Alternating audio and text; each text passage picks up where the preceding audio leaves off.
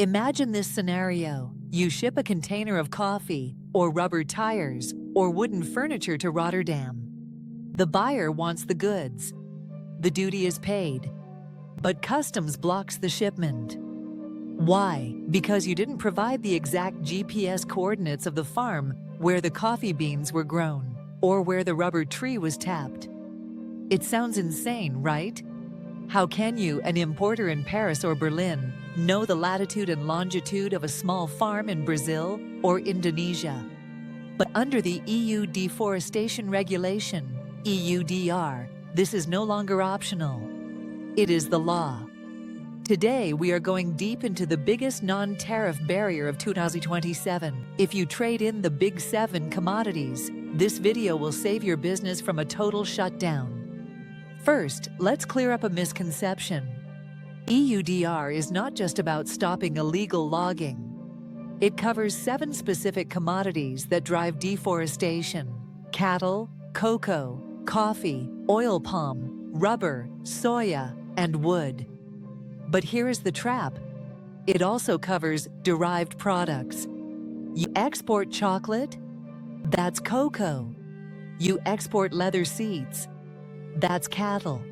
You export printed paper? That's wood. You export gaskets or tires? That's rubber. If your product contains even 1% of these materials, you are in the scope. And the rule is strict. The land must not have been deforested after December 31st, 2020. Any clearing after that date? Banned. Now, let's talk about the data. Customs does not want a certificate saying sustainable. They want the raw data. For every shipment entering the EU in 2027, you must upload a due diligence statement, DDS, to the EU information system, and this statement must include geolocation.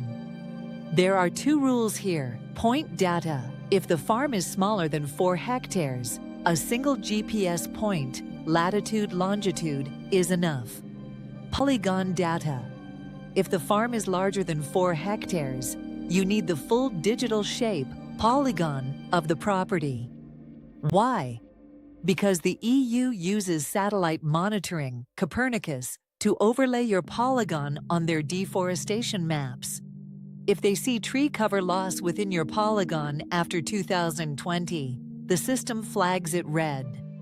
This is where it gets messy. You're likely buying from a Tier 1 supplier who bought from a processor, who bought from a collector, who bought from 100 small farmers.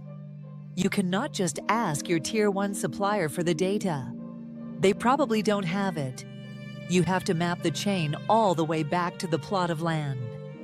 This requires traceability. You need to ensure that the coffee beans from compliant Farm A didn't get mixed with beans from deforested Farm B at the processing mill. Segregation is key. If you can't trace it, you can't ship it. Mass balance approaches are strictly limited under this regulation.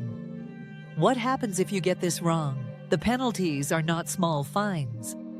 First, your goods are confiscated or destroyed at the border. Second, the fine can be up to 4% of your total annual EU turnover. For a large company, that is millions of euros.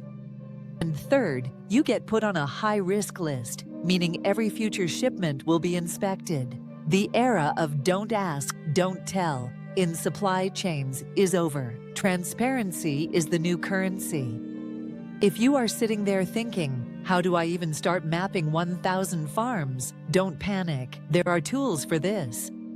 I have compiled a list of EUDR compliance software that can help you automate the polygon collection. If you want that list, just comment EUDR tools below, and I'll send it to you.